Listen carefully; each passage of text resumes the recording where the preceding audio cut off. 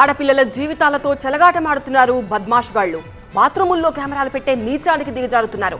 మొన్న మధ్య గుడ్లవల్లేరు, నిన్న సిఎంఆర్ కాలేజ్, లేటెస్ట్ గా మహబూబ్ నగర్ పాలిటెక్నిక్ కాలేజ్. ఏం మాయరోగమో తెలియదు కానీ నీచ నికృష్ట చేష్టలకు తెగబడుతున్నారు. మరి ఈ గలీజ్ గాళ్లు మారేదెన్నడు? కెమెరాలు పెట్టే దరిద్రానికి ఫుల్ స్టాప్ పడేదెప్పుడు?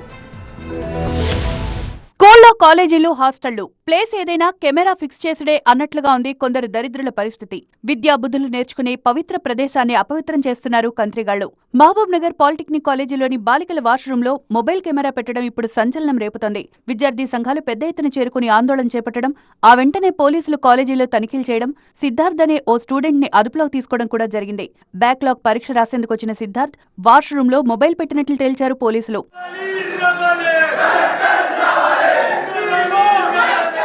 సెల్ ఫోన్ స్వాధీనం చేసుకుని విచారణ చేస్తున్నట్లు తెలిపారు పోలీసులు.